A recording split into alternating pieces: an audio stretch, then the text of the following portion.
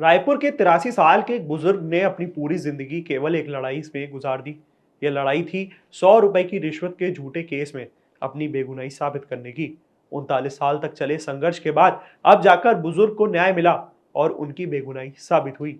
ये कहानी है जोगेश्वर प्रसाद की, जिनका पूरा जीवन इस केस की भेंट चढ़ गया।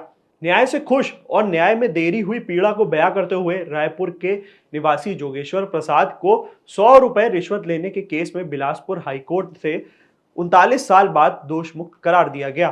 बात 1986 की है, जब वह मध्य प्रदेश स्टेट के रोड ट्रांसपोर्ट कॉरपोरेशन के रायपुर कार्यालय में बिल सहायक पद पे कार्यरत थे।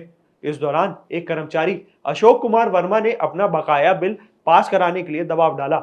जोगेश्वर ने नियमों का हवाला देकर इनकार कर दिया। अगले दिन वर्मा ने रिश्वत देने की कोशिश की, लेकिन उन्होंने पैसे लौटा दिए। इसके बाद उन पर झूठा केस रच दिया गया। 24 अक्टूबर 1986 को विजिलेंस टीम ने उन्हें 100 रुपए जबरदस्ती जेब में डाले जाने के बाद सड़क पर ही गिरफ्तार कर लिया। इसके बाद उनके घर पर भी छापा पड़ा और केस अदालत में चला। 1988 में उन्हें सस्पेंड भी कर दिया गया और 6 साल तक निलंबन झेलना पड़ा।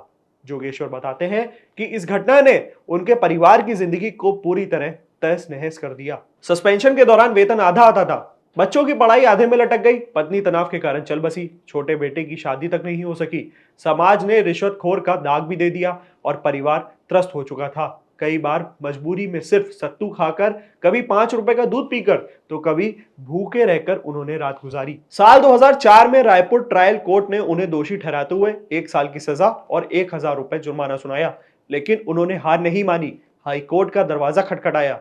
आखिरकार बिलासपुर हाईकोर्ट की जस्टिस बी.डी. गुरु की बेंच ने फैसला सुनाया कि अभियोजना पक्ष रिश्वत मांगने या लेने का कोई ठोस सबूत पेश नहीं कर पाए। गवाह और दस्तावेज कमजोर थे। अदालत ने भ्रष्टाचार कानून के प्रावधानों का हवाला देते हुए ट्रायल कोर्ट का फैसला पलट दिया।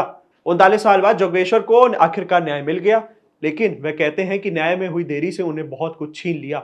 उनका बेटा अखिलेश भी बताता है कि पैसे की तंगी ने उनकी पढ़ाई का सपना भी तोड़ दिया। आज परिवार इस बात से खुश है कि जोगेश्वर का नाम साफ हो गया है, लेकिन उन्हें आगे भी सरकार से मदद की उम्मीद है। 39 साल की लड़ाई जीतने के बाद अब जोगेश्वर और उनका परिवार राहत की सांस ले पा रहा है।